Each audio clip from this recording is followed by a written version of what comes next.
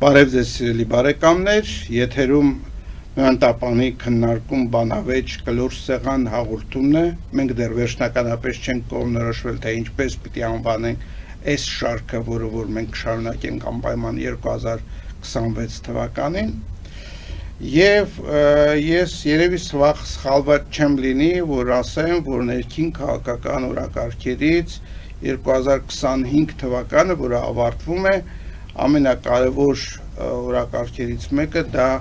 մեր հայ առաքելական եկեղեցու շուրջը բացված այս ճգնաժամն էր, որը որ տարբեր մեկնաբանություններ կարող է ունենալ, բայց մենք այսօր փորձելու ենք տարբեր կողմերից նայել այս հարցին եւ ներկայացնեմ այսօրվա մեր հյուրերին։ Վարդան Խաչատրյան, կրոնագետ, փիլիսոփա, Արտակ Սարգսյան, Քոչարի ազգային վերածնունդ կուսակցության նախագահ, Աշոտ Գևորգյան, ֆիզիկոս, վերլուծաբան, հասարակական գործիչ, Հայք նախաձեռնության ներկայացնողներից մեկը եւ Նայիրի Հոխիկյան, մեդիա փորձագետ, լրագրող եւ հասարակական հանրային գործիչ։ Ուրախ եմ պարոնայք, որ ընդունել եք իմ հրավերը եւ հիմա ներկա եք այս կլոր սեղանին։ Գիտեմ, որ բոլորը ձեր ելույթներում տարբեր մեդիա հարթակների վրա այս հարցին անդրադարձել եք բազմիցս եւ հիմա մենք փորձելու ենք այս կլոր սեղանի միջոցով փորձել բազմակողմանիորեն ներկայացնել այս հարցը,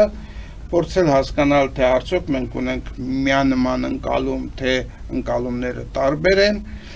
եւ սկսենք պարոն Վարդան Խաչատրյանից։ Պարոն Խաչատրյան, դուք ձեր բազմաթիվ ելույթներում խոսում եք, որ սա քաղաքակրթական պատերազմի մասին։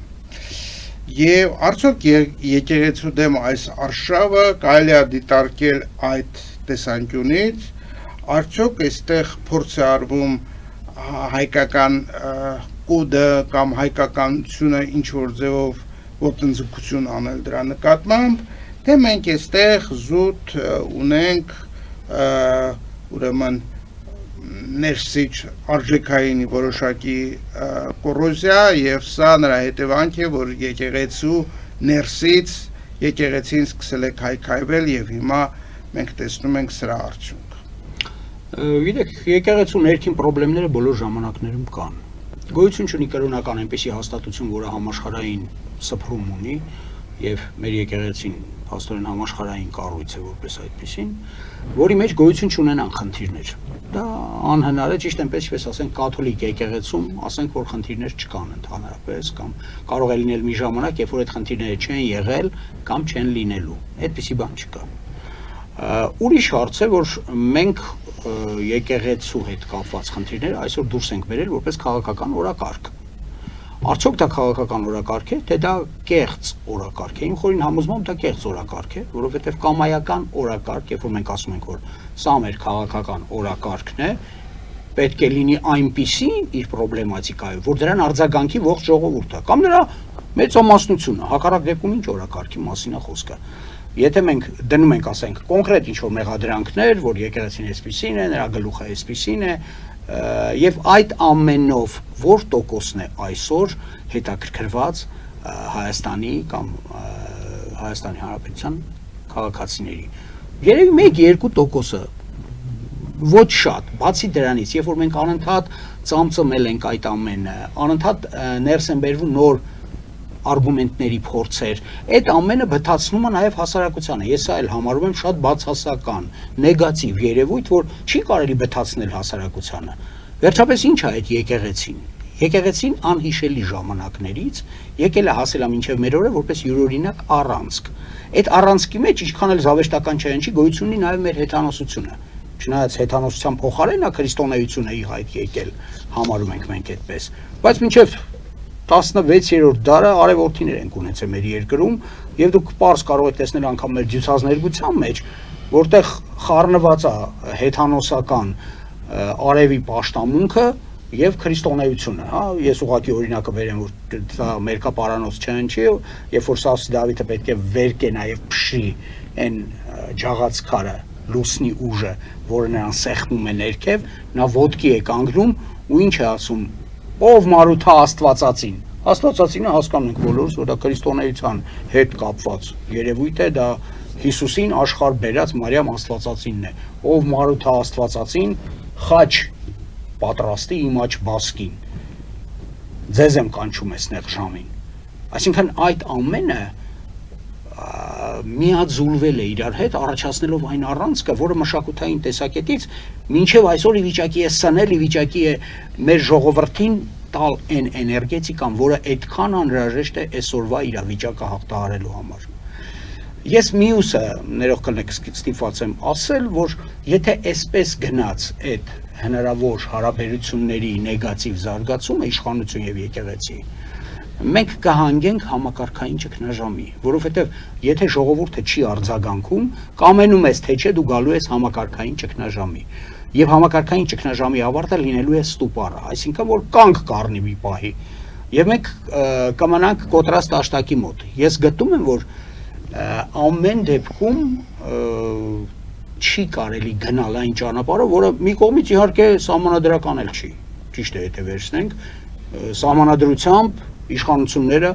առանձնացված են եկեղեցուց, նրանք զատված են եկեղեցին դպրոցից, ասենք,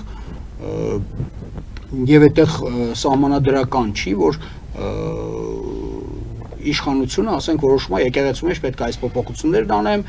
որոշել են, որ գրեմ թե ինչպիսին պետք է լինի եկեղեցու փոփոխությունների տրամաբանությունը եւ այլն եւ այլն եւ այլն,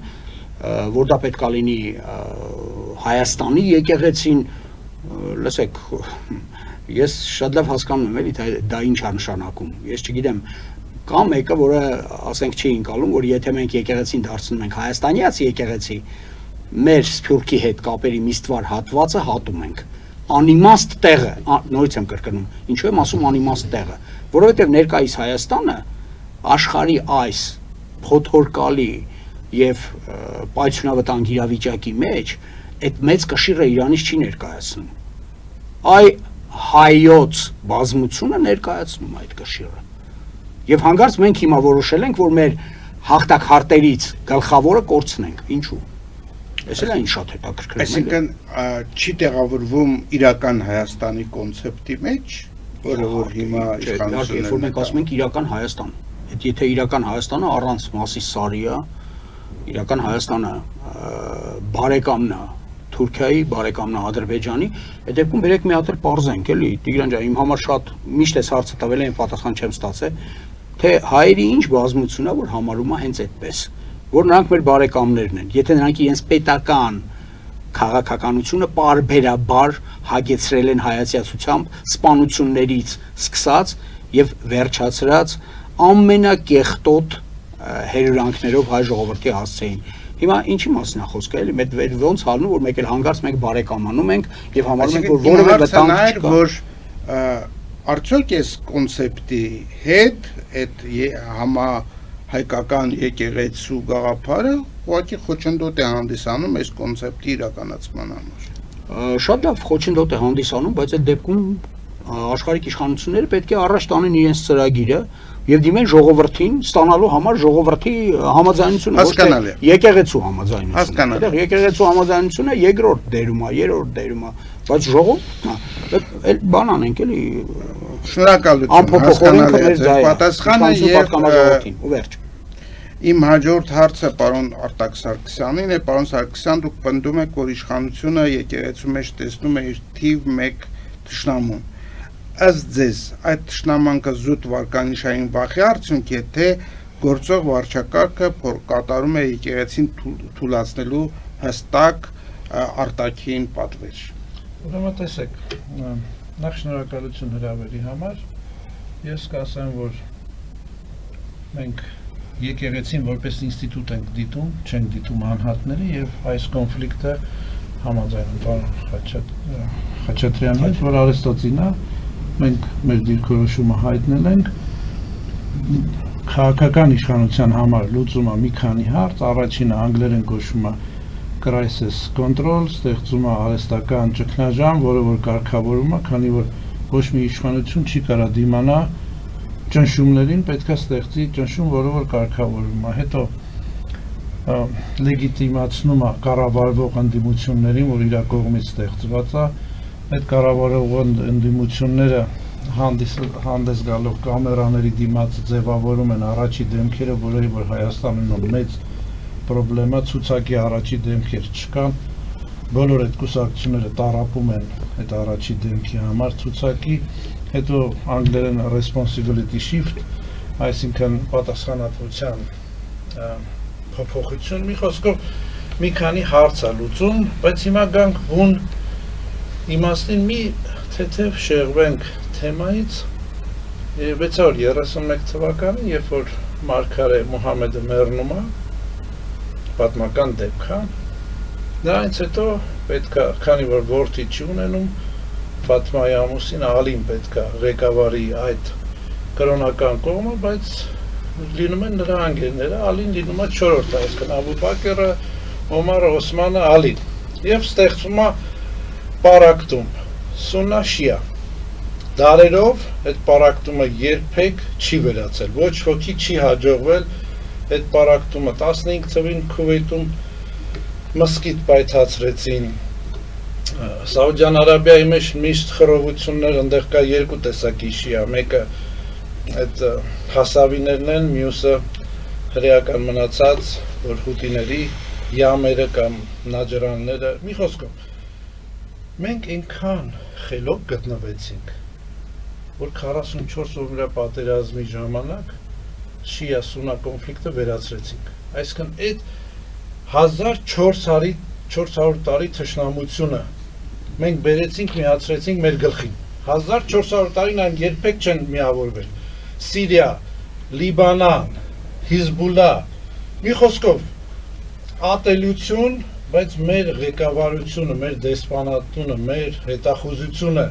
այնքան հիմար գտնվեց, որ չհասկացա, որ դա կրոնադավանական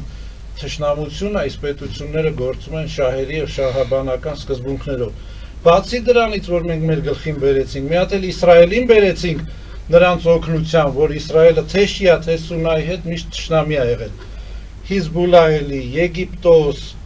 բացի Հորդանանից, բոլորի հետ թշնամի է Իսրայելը։ Այդ այդպես անգրագետ մենք գտնվեցինք, որ բերեցինք, միացրեցինք 1400 տարվա թշնամանքը, միավորեցինք, դա մեր հետախուզության, մեր կառավարությունների, հիմա նույնը մենք անում ենք կաթոլիկ և ուղղափառ, ռուսական ուղղափառ եկեղեցուն, բերում ենք, միացնում ենք մեր դեմ, մեր հայ եկեղեցին մասնատելու նպատակով, այսինքն մեր տատական բաբոս, տատուս մայրը բարեր էր օգտագործում, որ ժողովուրդը կասի թուրքերեն, բայց մենք լսել ենք, այս մեր քյալագյոզությունը, որ ծուր, բայց այս ծուրը չի, որ լավ իմաստով ընդունվի, բերելու է նրան, որ կաթոլիկ և ռուսական ուղղափառ եկեղեցին միավորվելու է մեր դեմ, ու մեր եկեղեցին պարակվի որպես ինստիտուտ լինի Ֆրանսիայի հայկական եկեղեցի, Արմենիա եպարխիա, այդ դրան է բերելու, ես ուզում եմ այդ հարցը մեր ժողովուրդը չմոռանա, էլի եմ ասում, 1400 տարվա թշնամությունը մենք մեր գլխին միավորեցինք, որ ոչ ոքի չէր հաջողվել, այդքան խալիֆա, այդքան իմամ, երբեք չէին կարողացել այդ երկու կրոնական դավանանքի միջի թշնամությունը վերացնել, մենք արեցինք։ Իսկ այնուամենայնիվ, այս ճգնաժամի պատճառը դուք ներսից եք տեսնում, թե դրսի պատվեր որպես։ Երկուսն էլ, այսինքն դա չի կարա մենակ ներսի լինի, դա հենց դրսի պատվերը երկու հզոր Վատիկան։ Մեր նման պետություններում իհարկե ոչ, էլի, դա ռեզիստանտության համեմատաբար ցածր մակարդակի փոքր պետություն է, ոնց կարա։ Ներքի իշխանությունը հարմարվում է այդ օրակարգին ստեղծելով այս արհեստացին, իսկ իմ համար թե անձը կաթողիկոսը, թե վարչապետը իր իշխանություններով երկուսն է մի աղբյուրից սովոր մարդիկ են, ինստիտուտը քանդելու հարց է դրված, թե հիմա կգնանք,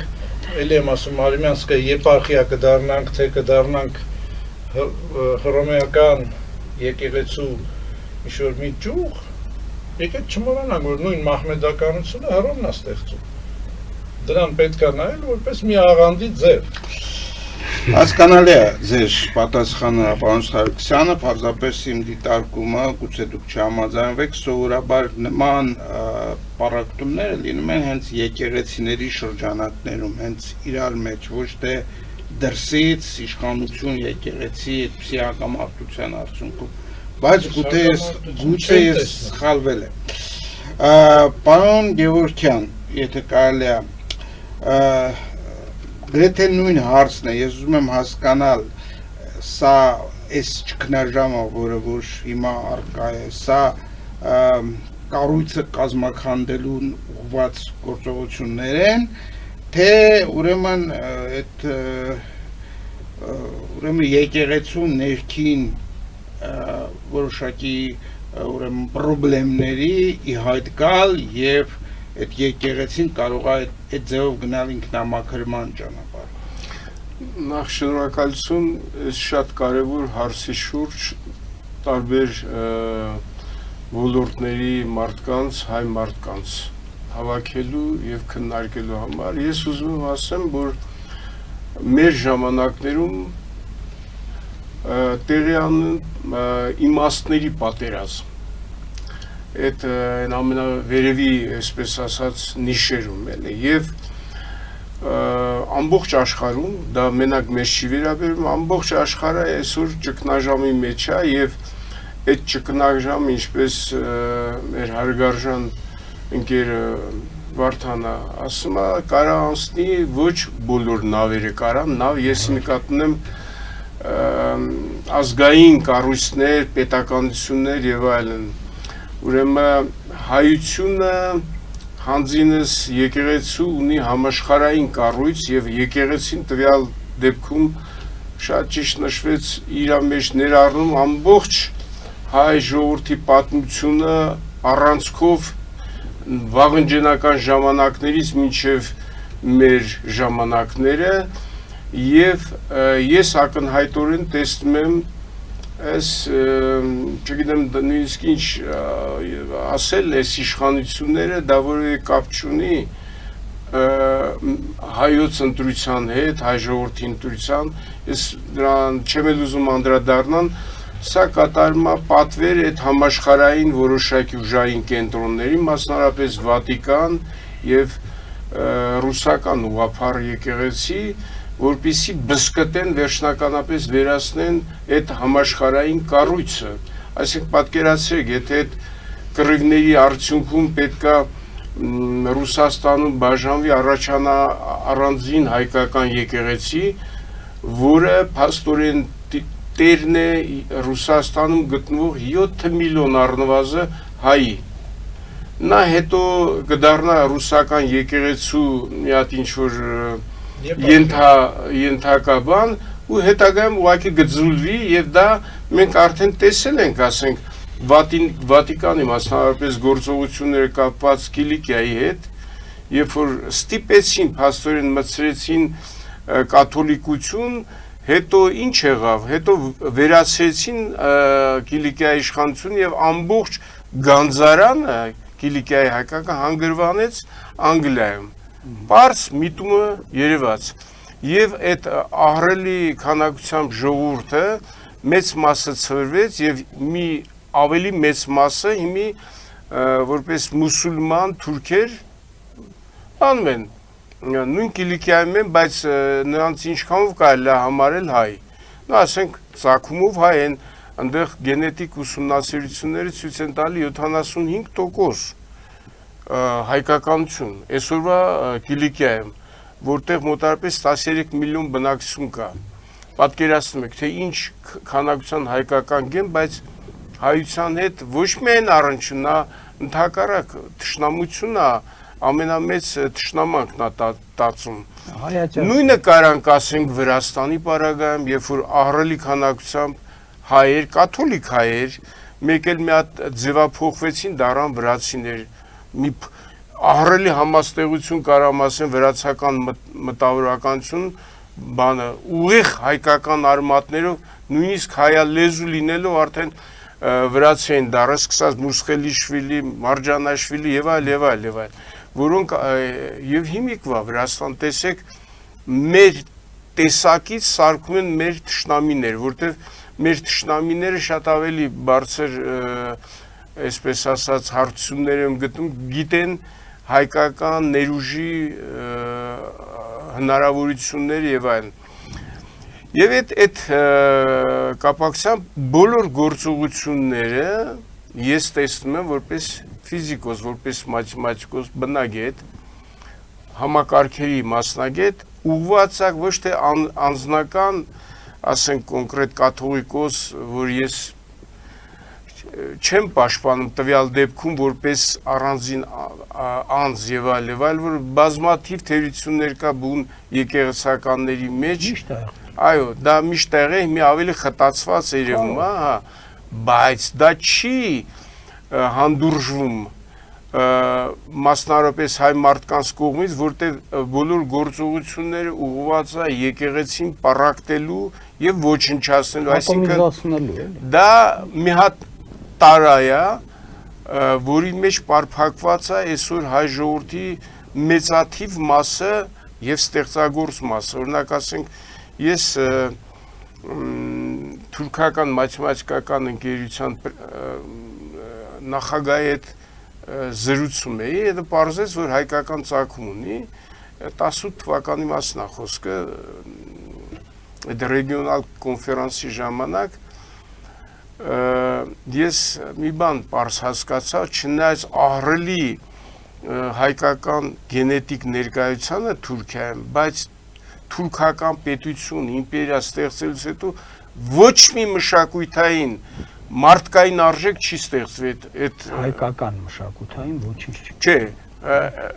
ոչ մի մշակույթային, ոչ հայկական, այսինքն եթե այդ մշակույթը ցեղասպանությունները կամ ուրիշի արժեքները գողանալ նաև այլ ինչ որ ենթադրենք հարիսան հայկական ներկայացնել թուրքական, դա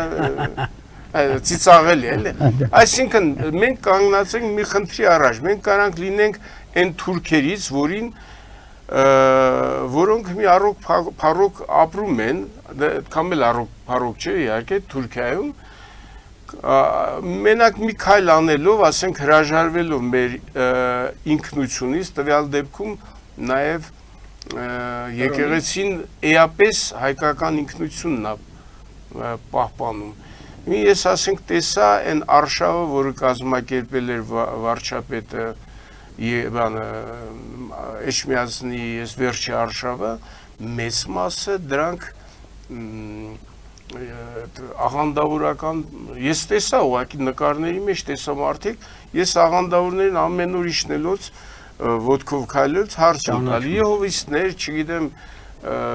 բապտիստներ, ես իմ 1000 ձևի աղանդներ, ասում դուք ինչ ազգ եք, մի անգամ մենակ Եհովական վկաները ռուս աղջիկեր ասեցին մենք ռուս ենք, երբ որ հայկական ծագումով այդ աղանդավորին հարցնում ես, ասում ես ինչ ազգ, ձեն չի անում, զարմանալի բան է, այսինքն այս ամբողջ պատմությունը ուղղված է մասնատելու, ջլատելու, ատոմիզացնելու հասարակություն եւ հայկական ինքնության վերջը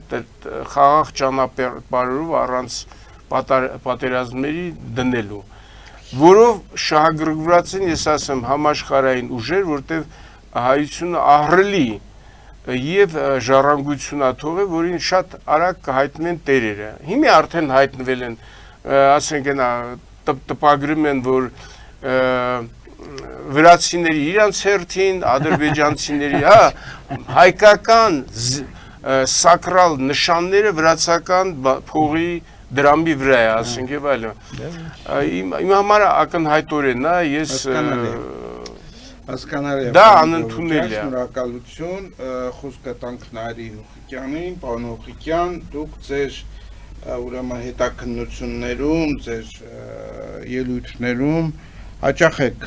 խոսում այն մասին, որ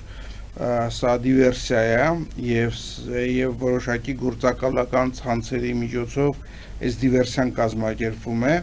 Հիմա ձեր կարծիքով սա այնուամենայնիվ դրսի ձեռք է, թե ներսի ձեռք է, որը որ ղեկավարում է մեր եկեղեցու դեմ այս հիմնական արշավը։ Շնորհակալություն, այն ինչ ես մտածում եմ, գուցե մեր հարգարժան գործընկերներին մի փոքր բարձունակ թվա, բայց դա իմ կարծիքն է, նաև հենված լինելով այս ժամանակաշրջանի եւ գործընթացների տրամաբանության վրա եւ միաժամանակ Հայաստանի կառավարության Նիկոլ Փաշինյանի քաղաքական գործընթացների տրամաբանության վրա։ Ես կարծում եմ, որ սա ընդհանրապես Նիկոլ Փաշինյանի կողմից նախընտրական PR արշավ է, ուրիշ ոչ մի բան։ Չեմ կարծում, թե այստեղ շատ լուրջ եկեղեցաքանդման գործընթաց է գնում, ամենայն հարգանքով յուրաքանչյուրի կարծիք է։ Իհարկե մեր քաղաքակրթական թշնամիները, տվյալ դեպքում ես համարում եմ դա Թուրքիան, որը եւ նաեւ որոշ առումով ոչ ամբողջական, բայց Մեծ Բրիտանիան, որը այս տարածաշրջանում ունի քաղաքակրթական լուրջ ծրագրեր եւ դրա գործիքներից մեկն էլ Թուրքիան է։ Այստեղ մեր տարածաշրջանում Թուրքիայի եւ Բրիտանիայի շահերը ինչպես տնտեսական, այնպես էլ քաղաքական եւ քաղաքակրթական առումով համընկնում են։ Իհարկե հերահար առումով կան այստեղ եկեղեցին թուլացնելու ճանապարհով, այո, համամիտ եմ հայկական քաղաքակրթական արժեքները յուրացնելու նպատակներ, բայց եթե նայում ենք կարճաժամկետ, այսինքն 25 թվականին ինչ տեղի ունեցավ, դուք նշեցիք, որ խոշորագույն քաղաքական գործընթացը կարծես եկեղեցու վրա հարձակումն էր, եթե շատ անկեղծ ես այդպես չեմ կարծում, ես կարծում եմ եկեղեցու վրա Նիկոլ Փաշինյանի կազմակերպած այդ հարձակումը ընդհանրապես նախընտրական գործընթաց էր, իսկ 25 թվականի իմ կարծիքով խոշորագույն դեպքերը, որ տեղի ունեցան, դրանք մեր որոշակի ինչպես հոգևոր, այնպես էլ քաղաքական գործիչների նկատմամբ համատարած կալանավորումներն են եւ ժողովրդին տանել դեպի վախի ճանապարհ։ Վերջերս մի քանի օր առաջ հանդիպեցի ծանոթներից մեկին, ասաց երեխաներից ճանապարհեմ Ամերիկա, սկսեմ պայքարել հայրենիքի համար։ Հարցրի, այսինքն եթե երեխաներից պիտի երկրից դուրս հանես, երեխաները չապրեն այս հայրենիքում, էլ ինչի համար ես պայքարում, ում համար ես պայքարում։ Դե ասում է, տես, այսքան մարդկանց, այսքան հայրենասեր մարդկանց, Բագրատ Սրբազանին, Միքայել Սրբազանին, Սամվել Կարապետյանին եւ էլի մարդկանց անուններ տվեց, ովքեր կալանավորված են։ Այս մարդկանց բռնելա, բա հենց մի բան խոսած Նիկոլի դեմ, հենց ասես Արցախը վաճառելա, հենց ասես Հայաստանը տանում է թուրքական ճանապարհով, անմիջապես կալանավորելու է։ Այսինքն իմ կարծիքով Նիկոլ Փաշինյանի 25 թվականի գլխավոր ձեռքբերումը ժողովրդի մեջ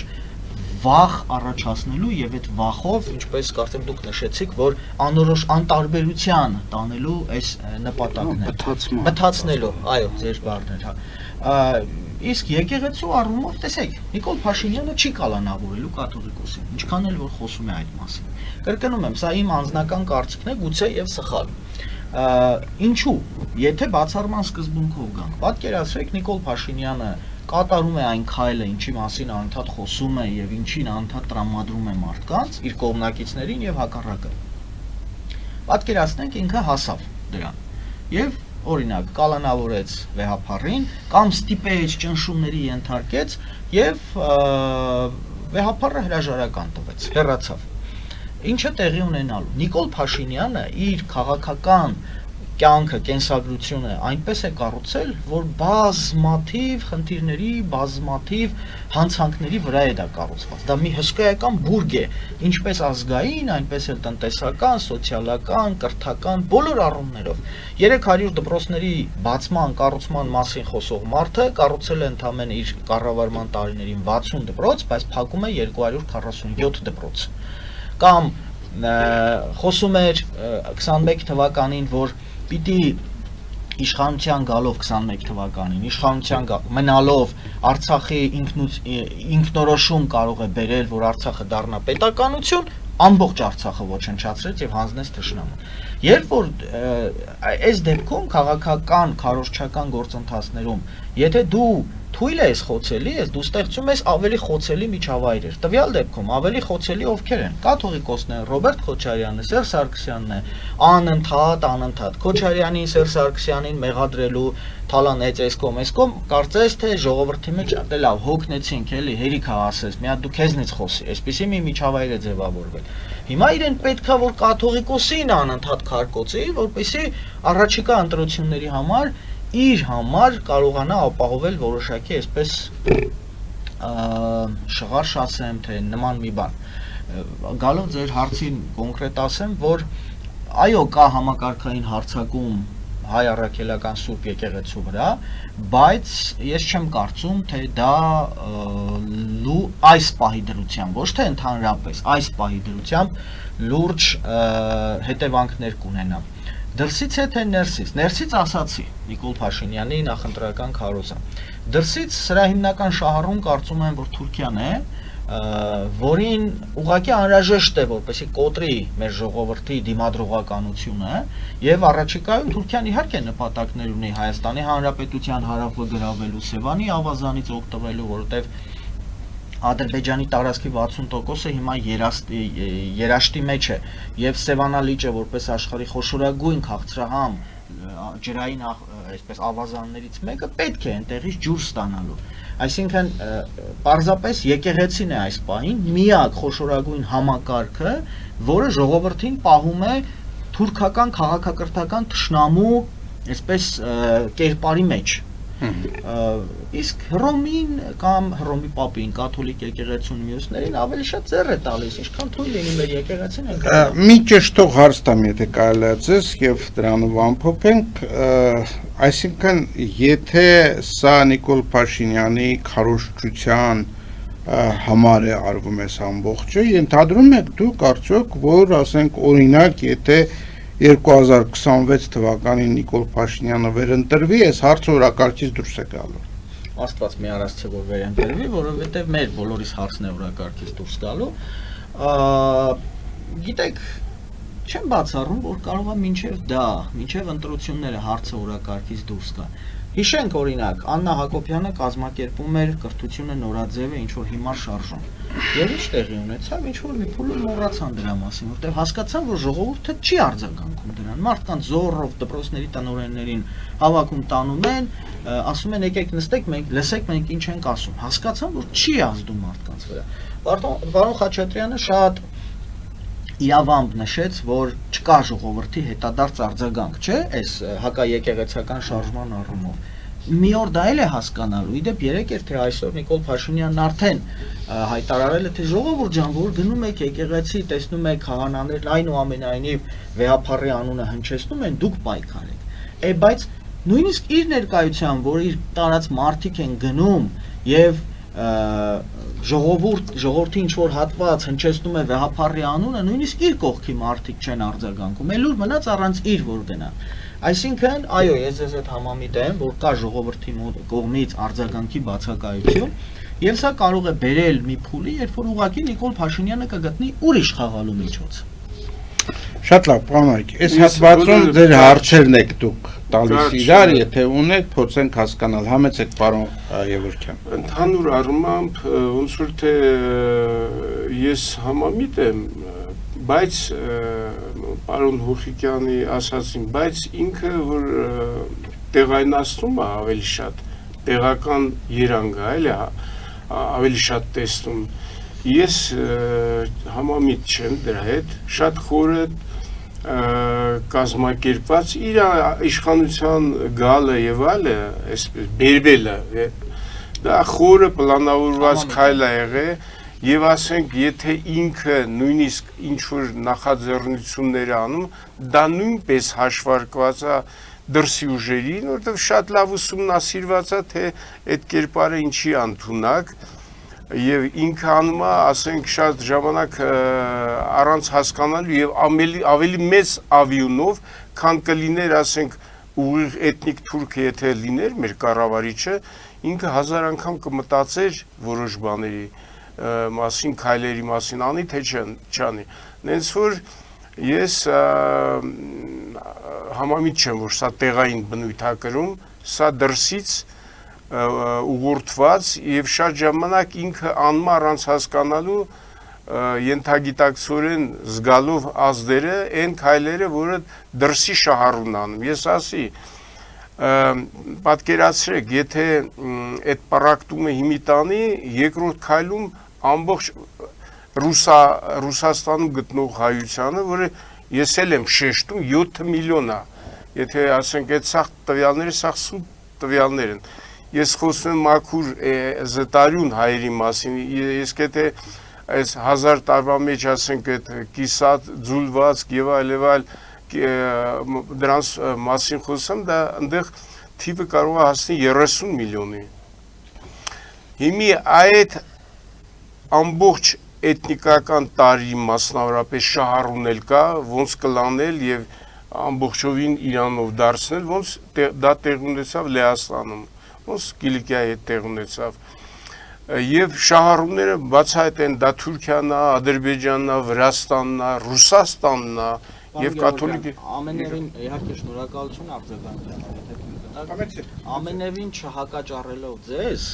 ես չեմ շպնդում, թե Թուրքիան շահառու չի։ Իհարկե Ադրբեջանը չեմ համարում լուրջ շահառու, որտեղ Ադրբեջանը Թուրքիայի մի մաս է։ Չլիներ Թուրքիան, չլիներ Իսրայելը 44-օրյա պատերազմում թեկուզ եւ Նիկոլ Փաշինյանի օգնությամբ էլ չէին կարող Արցախը վերցնել։ Այո։ Այստեղ ուրիշ հարց կա։ Երբ ես ասում եմ, որ ներքին, գիտեք, դուք նշեցիք շատ խորը։ Ես համամիտ եմ, այո, 2018 թվականին Նիկոլ Փաշինյանը այսպես Սերժ Սարգսյանի թուլության հետևանքով չի որ եկել է իշխանության։ Եթե չլինեին ձեր նշած խորը, խորքային գործընթացներ, Սերժ Սարգսյանը օրինակ կարող էր կազմակերպել եւ հանկարծ, չգիտեմ, Նիկոլ Փաշինյանը Երևան չհասներ իր խմբով։ Պարզ է, որ ԱԱԾ-ն ամեն ինչ շատ լավ գիտեր։ Այստեղ հարցը ուրիշ բան է, որ մենք հաճախ ասում են սատանայի անունը ավելի սարսափելի է, քան սատանան, չէ՞։ Այդպիսի մի ժողովրդական խոսք կա։ Ես ասում եմ որպես մի մարդ, ով, չգիտեմ, ձեզնից ով է Նիկոլ Փաշինյանի հետ անձամբ շփումներ ունեցել, ես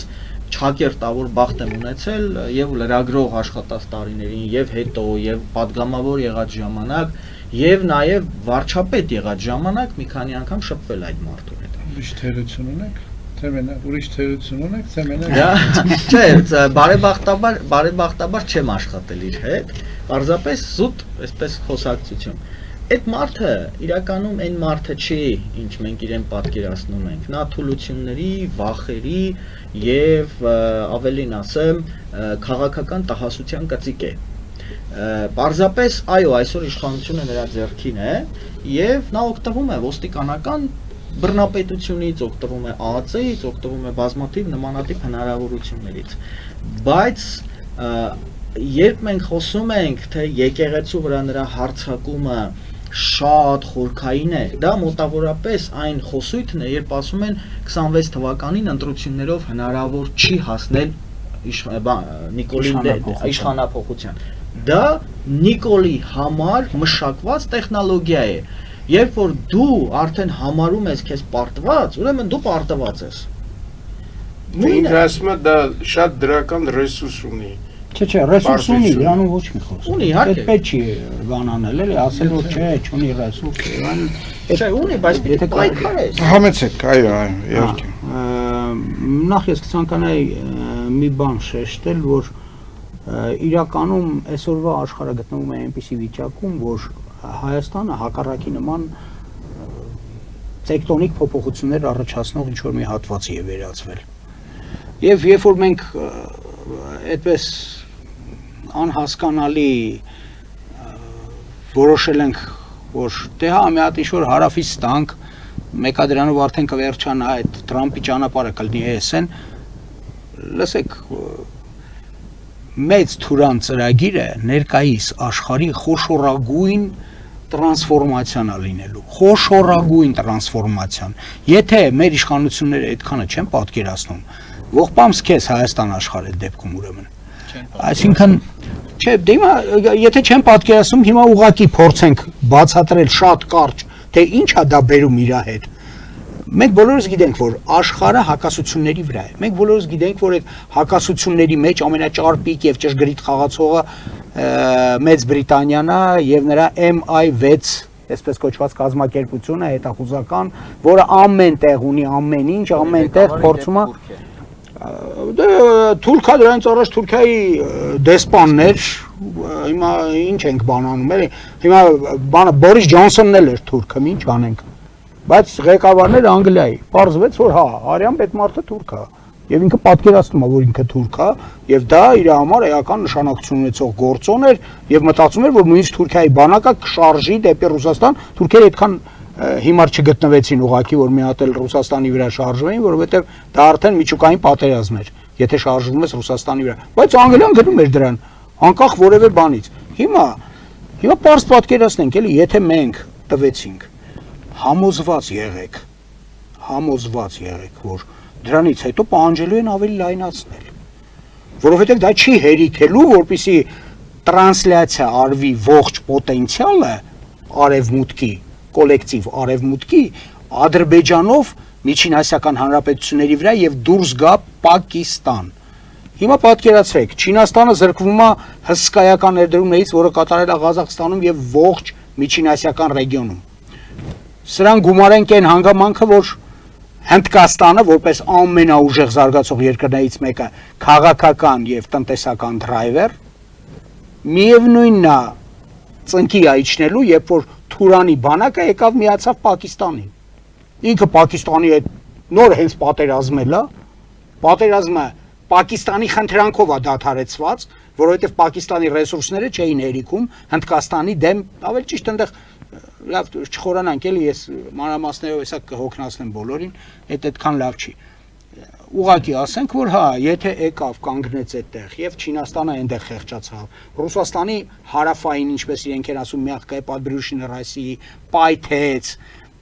եւ սկսեց դեպի Սիբիր շարժումը, այս ամենով հանդերձ, հələ մի հատ պատկերացնենք, այն որ մենք տվել ենք, մնա այդ մակարդակին, դա անհնար բան է։ Այսինքն պետքա փայտից շինած գլուխ ունենաս Ռաֆու ասած, որպեսզի այդպիսի մտքեր հանգարցակի մտնեն ուղեղդ։ Չկա տենց բան։ Մեզնից վերցնելու են ամեն ինչ, եթե հնարավոր է Հայաստանը ընդհանրապես։ Այս ինչ խոսակցություն է։ Բոլորս պետքա հասկանանք, որ այդ մարդիկ բազմիցս հայտարարել են, որ ժանգոտած սեպը մտածա թուրանական աշխարհի սիրտը, պետքա հանենք, որ նա լիարժեք լինի։ Այդ ժանգոտած սեպը մենք ենք։ Հիմա կամենում ենք, չէ, մենք կարող է ուզում ենք բարեկամ լինենք, բայց նրանց հաշվարկը չի փոխվում դրանից ախր։ Երբ որ մենք ամեն անգամ այս խոսակցությունները տանում ենք եւ այտենց համոզված ենք, որ չէ, ոչ մի բան էլ չի լինի, հա այդ կարելի է ասել, բայց հալվա ասելուց երբ է բերանդ քաղցրանալու, որ ինչքան ուզում ես ասա այդ հալվան։ Ամեն չկերջ, ուրեմն բոլորս էլ նույնն ենք ասում, մի քանի հարց կա, որ երանգային տարբերություն չէ, մի քանի լուրջ խորքային հարց կա, նախ որ մի տոկոսն է հետաքրքրված, ես ձեզ ասեմ, միտեղ հավաքեք ժողովուրդ հակամարտող եւ ես քաղաքացիական պատերազմ կսկսեմ։ 2007 թվականին մենք Կենիայում դա տեսանք, լրագրողների տակ այլ երկրյա գործակալները գալիս են, դեսպանատների ձենքերը ստանում են, բարձրանում են տանիքներին եւ մի հատ կամ երկու հատ կրակում են ժողովրդի մեջ, վերջ։ Պատերազմը գնաց 2007 թվականի ընտրություններից հետո մենք ունեցանք 1700 զոհ Կենիայում, երբ որ բռնեցինք այդ այլ երկրի գործակալներին, ինչքան քաղաքական ձգձգում ասած գնա, այնքան արտաքին ուժերը շատ են թափանցելու են, թափանցել են մինչև վերջ։ Այո։ Հիմա այդ որ մի տոկոսը խառնված, իրականում շատ վտանգավոր իրավիճակ է, երբ ուզենան սարքելու են քաղաքացիական պատերազմ եւ ժողովուրդը խորհեմ գտնվի, չգտնվի, չի կարող։ Ինչ վերաբերում է Նիկոլ Փաշինյանին, նա բռնապետ է, ես բռնապետների վերաբերյալ աշխատություն ունեմ գրած անգլերեն, կեսի հետ ընկեր եմ եղել այդ Աֆրիկայի ոսկե բռնապետական ժամանակ եմ գտնվել, կեսին օգնել ենք հեռացել, սկսած Կենիայի նախագահից Արաբ Մոից 27 տարի բռնապետ էր եւ նրանք գալիս է մի պահ վերջում, որ պետք է լինելու թշնամի, ներքին կամ արտաքին, բոլորին է պետք, Հիտլերին է պետք եղել, Մուսոլինին, Իդիոմին, բոլորին թշնամի է պետք եղել, հիմա արտաքին չի կարող գտնի դեռ արտաքին թշնամին չկա, ինքը կամակատար է, ներքին թշնամի է պետք, որ մոբիլիզացնի այդ իր հետևորդները, որ արդեն պասիվ են, դրանց մոբիլիզացնի եւ ժամանակ շահի։ Ինչ վերաբերում է եկեղեցուն, մի խորքային հարց ենք անտեսում,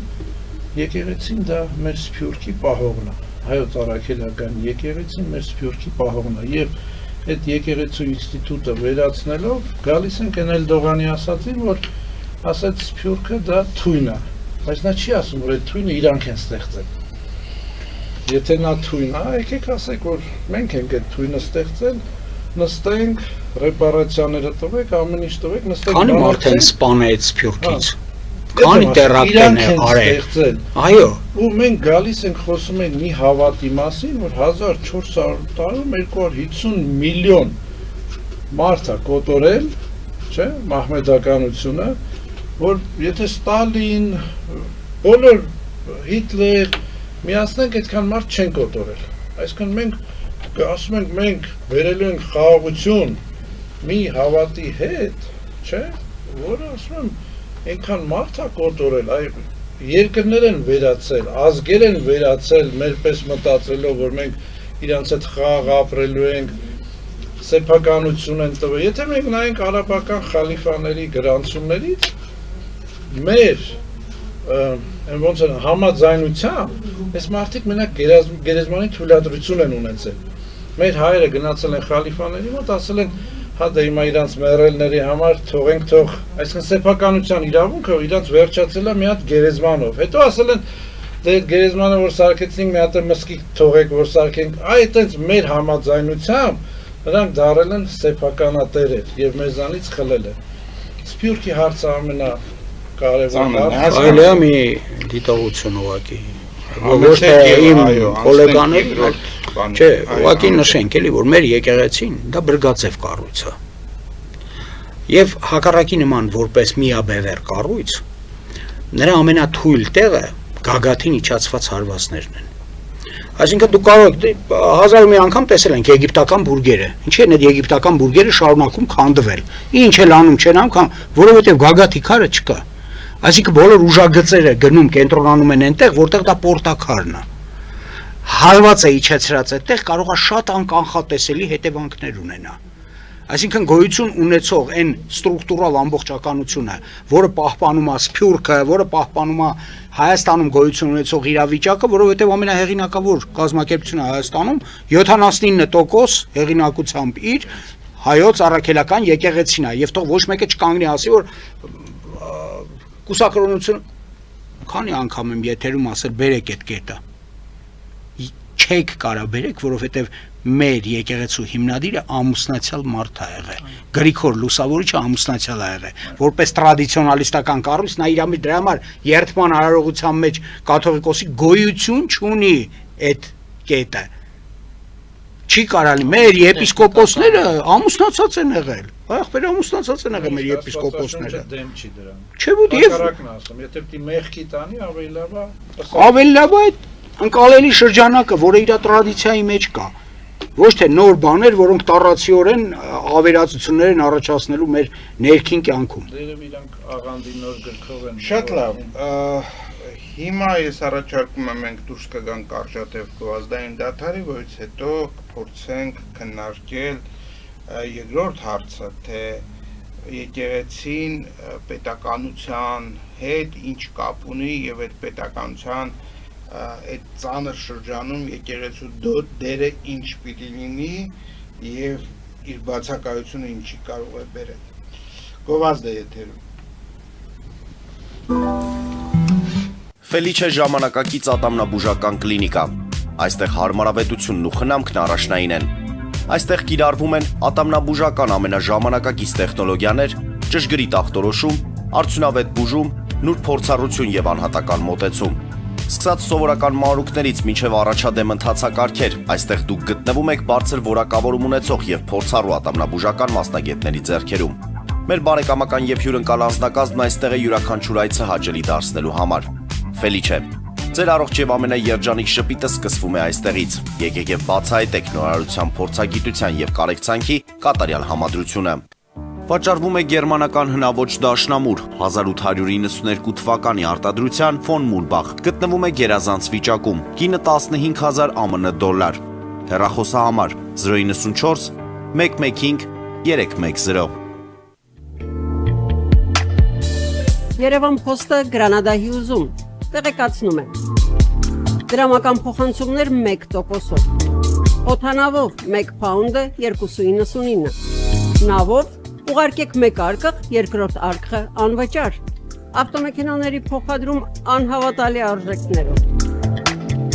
ինչպես նաև կահույք եւ մեծ չափի բեռների փոխադրում։ Jackpot հագուստի խանութը երկրորդ մասնաճյուղն է բացել Գլենդելի սրտում, որտեղ կարող եք ձեռք բերել եվրոպական եւ ամերիկյան ընտիր հագուստեղեն, կոշկեղեն, աքսեսուարներ, պայուսակներ ամենահարմար արժեքներով։ Նաև կարող եք ցանկացած ապրանք պատվիրել եւ ձեռք բերել կարճ ժամանակում։ Jackpot-ի Գլենդելի հասցեն է 1135 North Pacific Avenue, հեռախոս 818 813 2252։ Jackpot հագուստի լավագույն կենտրոնը Գլենդելում։ 60-ից ավելի ճանաչված եվրոպական բրենդների ինքնատիպ, չկրկնվող եւ մատչելի ընտրանին Fortuna Home and Country House խանութ սրահում։ Նորաոճ սպասք եւ կահույք հորեկա բնագավառի համար, տեքստիլ, տնտեսական ապրանքներ, ամեն ինչ գեղեցիկ կյանքի համար։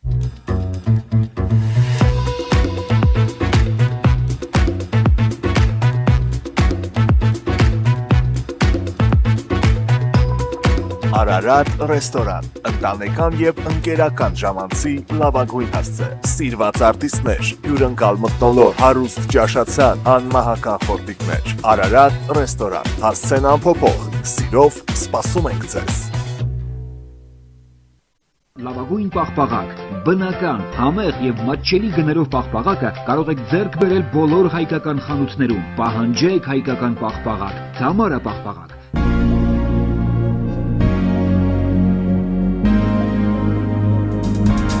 Տպագրեք ձեր գիրքը Նոյան տապան տպագրատանը, ինչպես նաև թերթեր, ամսագրեր, բուկլետներ եւ այլն։ Հասցեն քաղաք Երևան, Իսահակյան 28 առաջին հարկ։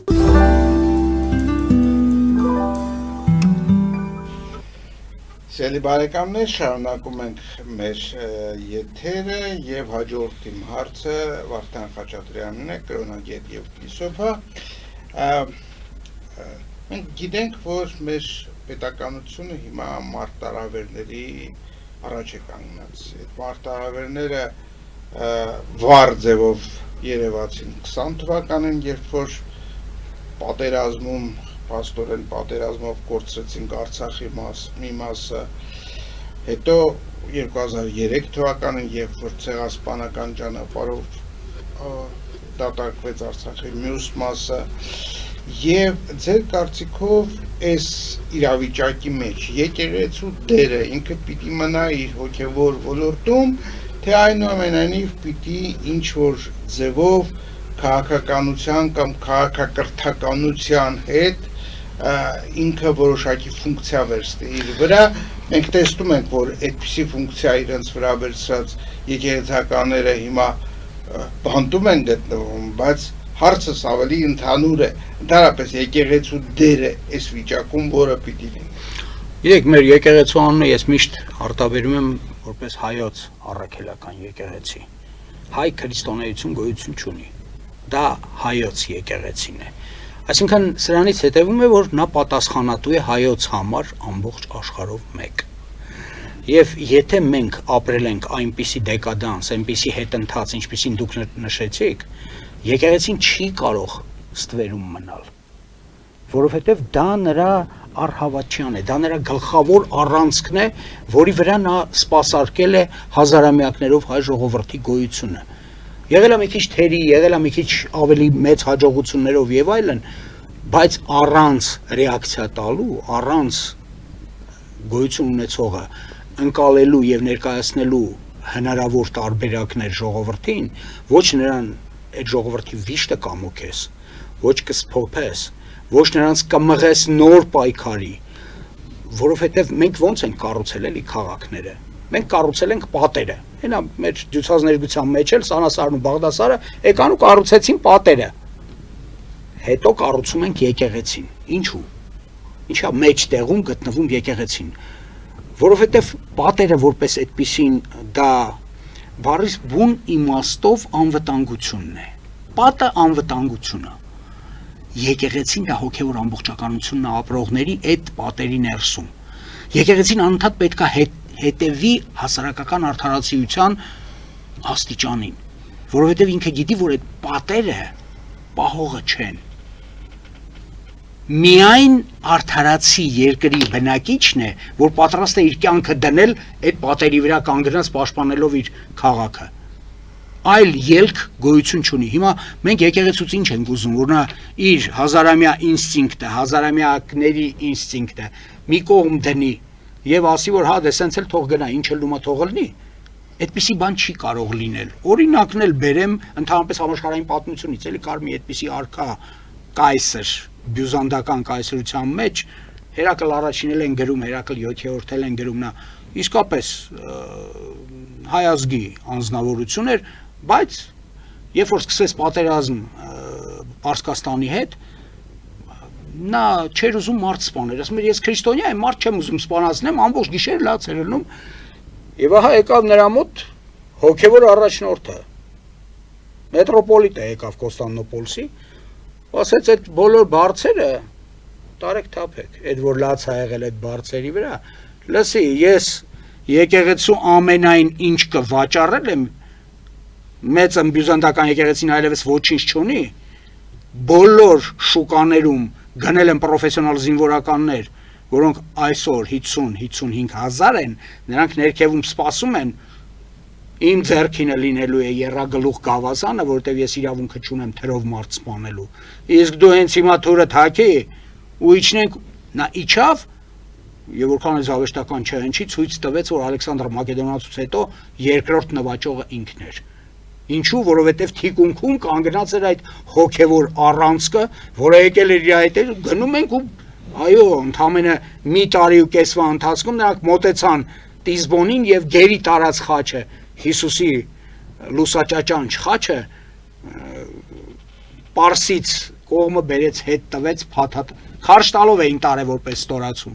Բերեցին հետ տվեցին, որովհետև նրանք հասկացան, որ իրենց առջև կանգնած է այդ մոնոլիտը, հավատքային խղճի եւ պատասխանատվության։ Եթե մեր մոտ չկա այդ ամեն ինչը, եկեղեցին չի կարող կողքի կանգնել, հավատացնում եմ ձեզ։ Նրա հազարամյակների ինստինկտը դա է, նա չի կարող կորցնել հայոց բազմությունը։ Հայոց բազմությունը կորավ այդ դեպքում ինքը կոչնչանա կգնա։ Մենք չունենք այլ ընտրանք, հասկացեք այդ բանը։ Շնորհակալություն։ Շնորհակալություն, հարցը սուղում եմ պարոն Սարգսյան ձեզ եւ ուզում եմ քաղաքական տեսանկյունից գնահատական տակ արդյոք եկեղեցին, ինչպես դա արել է բազմից պատմության մեջ, որի մասին նշում էր պարոն Խաչատրյանը, կարող է հիմա դառնալ այն քաղաքական դիմադրության հարթակը, որը որ կարող է պաշտպանել հայկականությունը, ինչպես միշտ պաշտպանել է։ Թե ոչ, թե դրա համար պետք է միայն քաղաքական միավորներ եւ այդ քաղաքական միավորների գործն է։ Տվյալ դեպքում մենք ես ակնարկեցի, բայց մենք տեսանք, որ եկեղեցականներ, որոնք մասնակցում էին որոշակի քաղաքական պրոցեսների, հայտնվեցին մեղադրանքի եւ դատապարտման հետևում։ Արդյոք եկեղեցին այդքան ուժ ունի, որ կարողանա այս հռչակումներին ի պատասխան դառնալ այդ դիմադրության հարթակ։ Ուրեմն տեսեք, հոգևորական առաջնորդները վերցնենք այն ռեգիոնում, որ ես ապրում եմ, ապրել եմ, Աֆրիկայում բոլոր բռնապետների ճնշումները սկսվել է եկեղեցականների օգնությամբ։ Նելսոն Մանդելան չէր լինի, ես թե Դեսմոնդ Տիտուն չլիներ, երկու լուսահոգիները իմ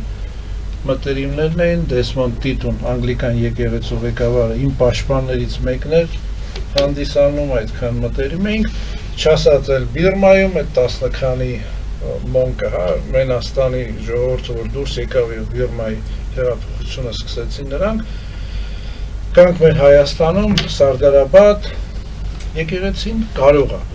Հիմա պետք է, այո, պետք է, քանի որ երբ որ քաղաքական իշխանությունը ձախողվում է, աշխարհիկ իշխանությունը ձախողվում է ամեն կողմից, այս կեղծ խաղաղության օրակարգով, բայց զիջողական օրակարգ, մարդկության ուղեղի պատմության մեջ դեռ կա այն Սարդարապատը, որ եկեղեցին կանգնել է մեր կողքին, համախմբել է եւ մեր ազգը վերջապես դուրս է եկել եւ հաղթել է այդ ճակատամարտները։ Եկեղեցին կարող է, եկեղեցին եթե այս կազմալուծված ձևով գնա չի անելու, եկեղեցին եթե այս պետական օրակարգը խաղա չի անելու, այդ հոգևոր հայրերը, որ գտնվում են անազատության մեջ շփվել եմ, չեմ արտահայտի կարծիք, քանի որ անազատության մեջ են եւ չեն կարող իրենց պաշտպանության համար խոսել, կարող էին ավելին անել, չեն արել, այն Արամը, որ օրհնություն էր ուղարկել եւ մենք խիստ դիրքորոշում ենք նրա հանդեպ, Արամ առաջինը նրա հետ անձամբ զրուցել եմ եւ արդեն տեսնում ենք աթորա կռիվ, այդ օրհնություն ես ուղարկել, արդյոք դու ես այդ վարչապետի սիրված հաջորդ կաթողիկոսը, թե դու չես հասկանում եք, այս պարակտվածությամբ շատ դժվար է լինելու, մենք միակ եկեղեցին ենք, որ 4 կամ 5 աթոռ ենք պահում, արդեն պարակտված ենք, ռուսական եկեղեցին մեկը ունի, կաթողիկները մեկը ունեն, անգլիկանը մեկը ունի, մենք պահում ենք Պոլսի, որ պարզաում շահերնա կատարում, մենք Լիբանանում, Երուսաղեմում, Հայաստանում, Լիբանանում մի հատ ուրիշ էլ կա, այսինքն 5 աթոռ ենք պահում, այդտենց պարակտված ենք, մեկս մյուսին չենք վստահում եւ 5 աթոռ ենք պահում, միակ եկեղեցական կառույցն ենք, որ 4 օֆիցիալ, բայց Լիբանանում ես գիտեմ 2 աթոռ կա, 5 աթոռ ենք պահում եւ աթոռներից ամեն մեկի շահը պահում են, բացի հայկական շահերից եւ աչքել ունեն այս աթոռի վրա, այսինքն դժվար քայլ է լինելու, բայց ժողովուրդը կարա ստիպի, որ այս քանի որ աշխարհիկ իշխանությունը ձախողվում է, կարա ժողովուրդը ստիպի, որ եկեղեցին դառնա այդ ուժը։ Շնորհակալություն, պարոն Գևորգյանն է ուղղված հարցս, պարոն Գևորգյան, եթե փորձենք դիտարկել եկեղեցին որպես հենց հայ առաքելական եկեղեցին, որպես մեր ազգի կամ պետության իմնային համակարգ։ Ձեր կարծիքով ինչ է կոնկրետ քայլեր են պետք առողջացնելու այդ համակարգը, կայունությունը վերականգնելու համար եւ այդ փլուզման առջև գտնվող այդ մարտահրավերների դիմակայումը թույլ չտալու համար եկեղեցու կազմաքանդման։ Նախ ես ուզում մեկ անգամ եւս շեշտել, որ Հայաստանը, այսօրվա Հայաստանը առանձին, ինչպես ասենք, վարչապետը, որը ես չեմ համարում լեգիտիմ ընտրված, ասում որ մենք պետքա մեր պատմությունը մեզ սխալ բաներ է հուշում։ Վերջին խոսքեր էլի, այլոց մենք չենք կարա եթե մենք խնդիրները փորձելու ենք լուծել այս տարածքի վրա, այսօրվա, մենք չենք կարող մոտակա 20-30 տարում դիմանալ այն ճնշումներին եւ կամ մի մասը փախնելու է, մի մասը լուծվելու է, վերանալու է ամբողջ Հայաստանը եւ հայկականությունը, սկիզբ դնելու հայկականության վերացմանը, որը այդ դեպքում ես հարցը ումա պետք է երկրագունդը, եթե հայերը չկան, թող ամբողջ երկրագունդը ոչնչանա։ Հիմի մենք կարող ենք պայքարել այդ ոնց որ ինչպես Վարդան նշեց, մեծ Թուրան ծրագրի իհարկե կարող ենք։ Ունենք այդ հզորությունը, վստահաբար ասում կա եւ միջոցների եւ ինտելեկտուալ Ավել քան բավարար է եղել։ Այո, խնդիրը եկեղեցին, որը համաշխարհային հայկական կառույց է, ինքը լավ փոխանցում է ստացել այս ապիկար ես նույնիսկ կոլաբորատիվական չեմ համարում, սա ուղղակի թշնամական կառավարություն է, որպեսզի վերհառնվի իրան մեջ ամփոփված են եւ պարկեշտանձինք եւ դառնա հայքի, որտեղ մենք պատկերացնում ենք Հայաստանի այս կտորի գոյություն եւ նրա ապագա զարգացումը եւ վերադարձը իր սահմաններին մենակ համաշխարհային մասշտաբներում հայքի արկայությամբ ամբողջ աշխարհում այսպես ասած ցվրված, որը կարող է համախմբի առաջերտին եկեղեցին հայ եկեղեցին իր այսպես հայկականությամբ բուն իսկապես հայկականությամբ եւ սա շատ առանցքային կառույց է, նա պետք է ամեն կերպ առողջացնել, ինչպես դա արդեն սենց երկու խոսքով դժվար ասել, բայց պետք է ասենք ոնց որ ինչպես առողջացնել հայկական գիտությունների ակադեմիան։ Հա, օտարպես դա կարելի է իսկապես անել, եթե դա ժամանակին այդ ստեղծել է, բազմաթիվ անգամ նշել եմ Իոսիֆ Ստալինը, հայկական ակադեմիան, գիտությունների, որը ստեղծման ժամանակ դա իր հզորությամբ էկվիվալենտ է եղել բրիտանական ակադեմիային։ Դրա համար էլ ոչ մեկին Նոբելամրցանակ չեն տվել։ Հա, հիմի ասենք ակադեմիան, գիտությունների ակադեմիան ստագնացիայի մեջ է, շատ պարզ պատճառով, որտեղ չկա պահանջը, այդ ազդերը պետքա եւ համապատասխան մարդիկ պետք է առաջ գան, որոնք այդ խնդիրները լուծեն։ Պատկերացնում եք 7 ֆիզիկայի ինստիտուտ ունենք երկրում եւ ոչ մի հատ լուրջ ազգային գիտական ծրագիր չունենք։ Մենք պետք է արդեն մեր սեփական ռեակտորները ունենայինք եւ բազմաթիվ ուրիշ բաներ, բայց չկա, որովհետեւ չկա պահանջը առաջի հերթին։ Հիմի ասենք չկա չարիք առանց բարիքի, բոլորը ուզում են մեր վերացմանը։ Ամբողջ մեր այսպես ասած նոր եւ հին, այո, թշնամիներին, բայց մենք էլ պետքա հակառակը ցանկանանք, ասենք, երբ որ մենք ասենք խնդիրներ չունենք թուրքական ազգերի հետ, որտեղ ասենք ղազախներ, չգիտեմ, կիրգիզներ եւ վաղնջենական ժամանակներում ազդեցություն կապեր են ունեցել, ազդեցություն են ունեցել, գենետիկ ներդրում են ունեցել, ասենք ես չգիտեմ, դուք գիտեք թե չէ, բայց ասենք ես տվյալներ եմ ասում, նույնիսկ կորեական ազգի առաջացման 4 կոմպոնենտներից մեկն են եղել։ Ես ուզում ասում մեր ուկրաինական ազգի առաջացման։ Հա, ուկրաինական եւ այլ։ Մի խնդիրը նա է, ով կարա այդ հոգեվոր առանցքը, այդ տարան, որ ես ասում, ջուրը դուք ոնց կարաք ամփոփեք առանց տարայի։ Դուք չեք կարա ազգին ամփոփեք առանց իր հոգեվոր։ Եթե նպատակ ունեք ամփոփելու։ Հա։ Այո, եթե չունեք, պետք է այդ տարան նպատակը դա է։ ջարդել, անցքեր բացել եւ այլն։ Շնորհակալություն պարոն Գևորգյան, ես հաջորդ հարց ուղղում եմ պարոն Փոխիկյանին եւ փորձենք այնուամենայնիվ պարոն Գևորգյանը մի փոքր շեղվեց հարցից, չնայած ընդհանուր առմամբ պատասխանեց։ Եկեղեցու դերը հանրային համախմբման գործում։ Հնարավոր է արդյոք հոգևոր դիմադրությունը վերածել պետականորեն հզոր ուժի, որը որ կկանգնեցնի հայրենիքը, այս հայրենիքի դեմ տարբեր փուլերով հարձակումները եւ ամենակարևորը այն փաստը, որ այս հակամարտությունը առանձնապես չի հետաքրքրում մեր հանրության, այսինքն մենք չենք տեսնում ոչ ընդվզող քայլարշավներ, միտինգներ, այսինքն մի բաներ, որոնց փորձը մեր հանրությունը ունի եւ ունեցել է համայն դեպս։ Ինչ է դա նշանակում, որ ժամանակները փոխվել են, արժեքները փոխվել են, այլևս դա հետաքրքիր չի, թե այնուամենայնիվ չկա այն առաջնորդող ուժը, որ կարողանա այդ ամբողջ կազմակերպել։ Շատ լավ, ես կարծում եմ, այո, հնարավոր է, որ հայ առաքելական Սուրբ եկեղեցին լինի մեր ժողովրդի մեջքը ուղղող այդ կառույցը, որովհետև փաստացի միակ կառույցն է այս պահի դրությամբ, որ համակարգ է եւ ազգային կառույց է։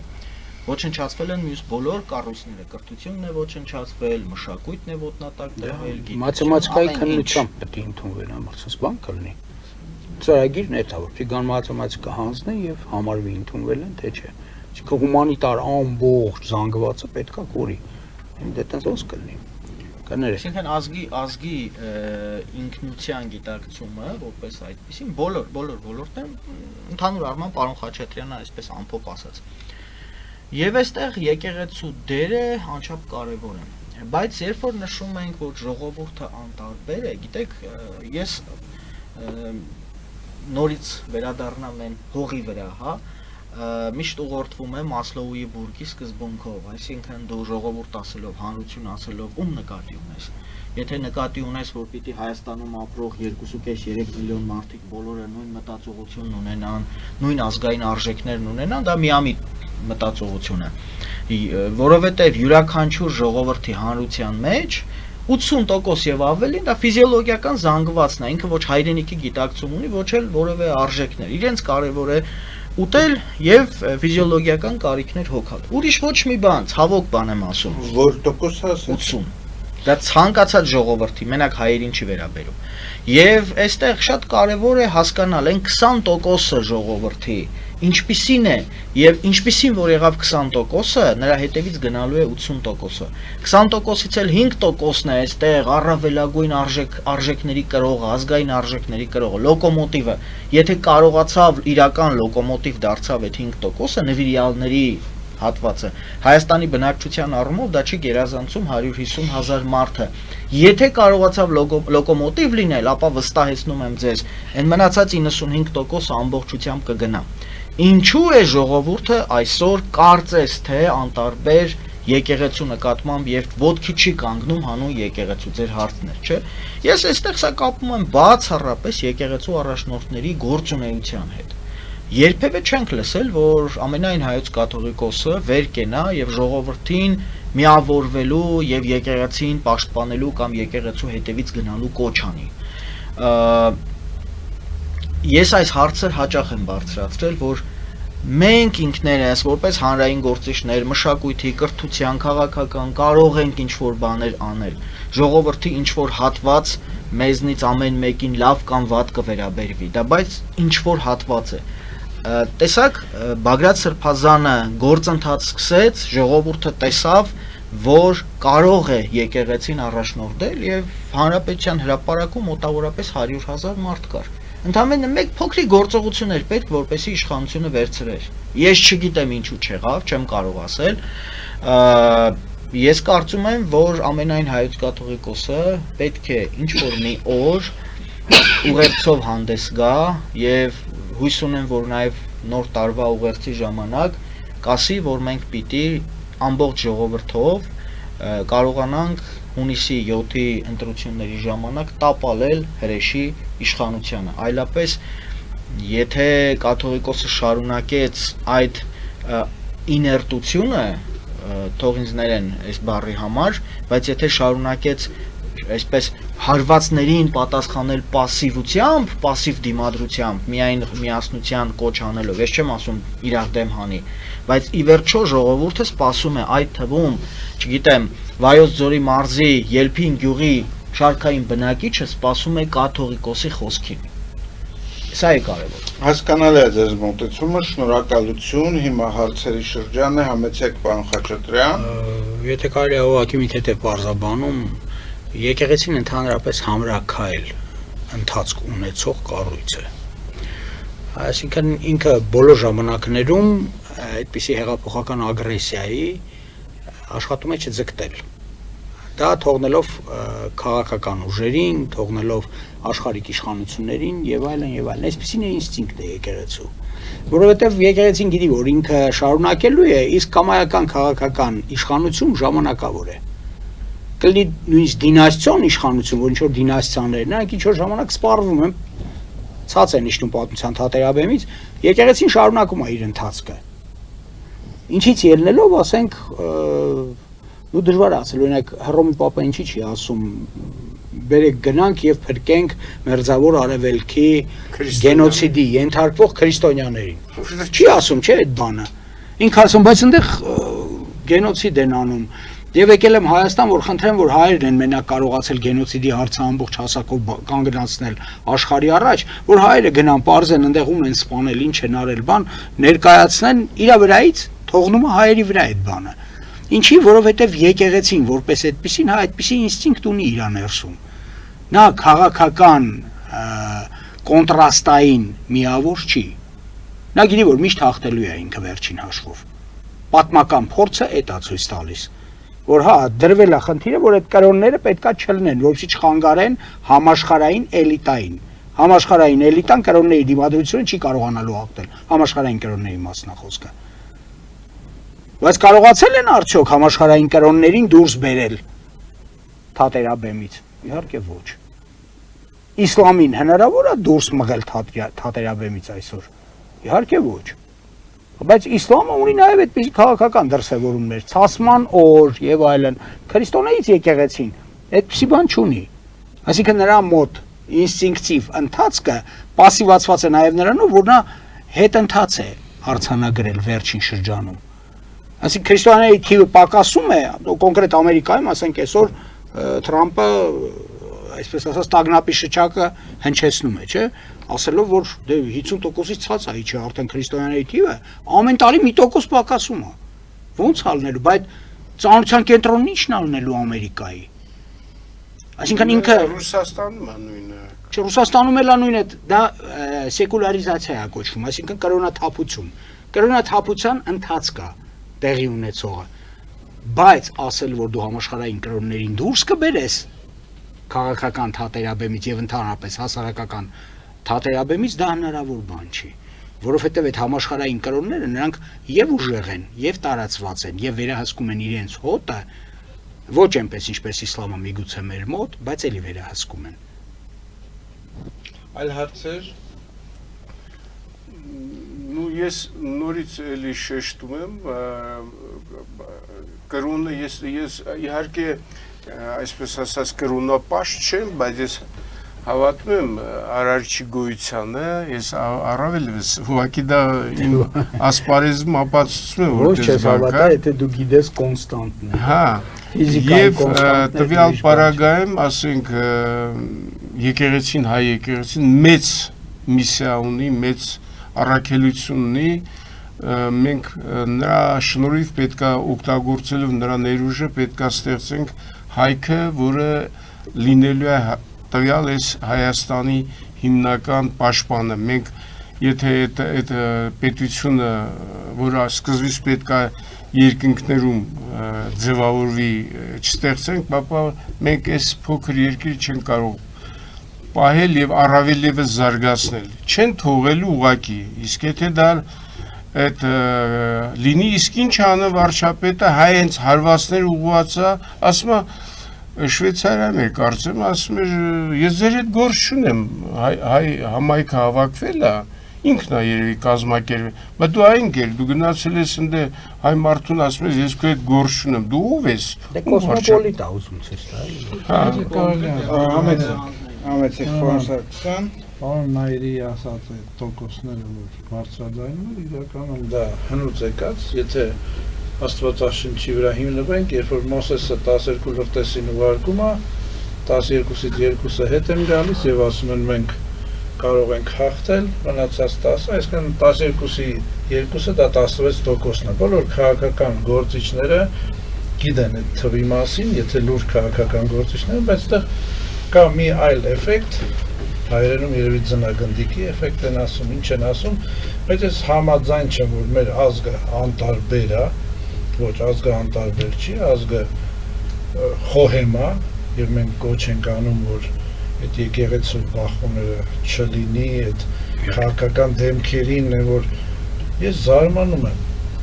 ով շարժում է անում նույն դեմքերը այնտեղ կամերայի դեմը կանգնած է, ոնց են այդեն շուտ գաղափարապես փոխվում, էլի, ասենք Քոչարյանն անում ընդեղ են, այս անում ընդեղ, նույն դեմքերն են, նույն կամերայի, դա կներեք, այս արտահայտության համար կապիկություններ եմ, էլի տեսնում այդտեղ, հիմա մեր ժողովուրդն էլ լինելով խոհեմ, պետք է չգնա, պետք է ուզում է գնա իջմիածին, թողեք դատարկ, թող Դոն Կիխոտի պես գնա, շենքի հետ կռվի, էլի, Դոն Կիխոտը ոնց է շենքի հետ կռվում, այդ այս բախումներից չգնաք, ասում եմ, երկու հակար դարձող ուժ հավաքեք, ես քաղաքացիական պատերազմ, եթե չէ, անց բախումներ ստեղծեմ ու դա էլի եմ ասում, մեդիաններ, ուրիշ, դա սովորական պրակտիկա է, իսկ ինչքան սենց երկարի, թե Փաշինյանը, թե ամեն քաղաքական պայքար փողոց, ինչքան երկարում, այնքան շատ արտաքին ուժերը ընդգրկվում են, ներդրվում են այդ պայքարի մեջ։ Շնորհակալություն։ Շնորհակալություն, պարոն Արարք, թույլ տվեք սրանով այսօրվա հաղորդումը ավարտել։ Մենք 2026 թվականին հաճախ կհանդիպենք այս ֆորմատի մեջ, մասնակիցները կփոխվեն, բայց ֆորմատը կմնա նույնը եւ մենք կփորձենք ուրեմն քննարկել ձեզ հետ միասին ամենակարևոր հանրությանը հետաքրքրող հարցեր, ինչպես նաև փորձենք գտնել որոշակի ուրեմն պատասխաններ հանրությանը հետաքրքրող ամենակարևոր հարցերի շուրջը։ Շնորհակալություն եմ հայտնում բոլոր մասնակիցներին, հիշեցնեմ, որ մեր հաղորդման մեջ մասնակցում էին կրոնագետ փիլիսոփա Վարդան Խաչատրյանը, Քոչարի ազգային վերածնունդ կուսակցության նախագահ Արտակ Սարգսյանը, ֆիզիկոս, հասարակական գործիչ Աշոտ Գևորգյանը եւ լրագրող, մեդիա փորձագետ եւ հասարակական գործիչ Նայիրի Հողիկյանը։ Մաղթում եմ ձեզ ամենայն բարիք եւ մինչեւ նոր հանդիպում։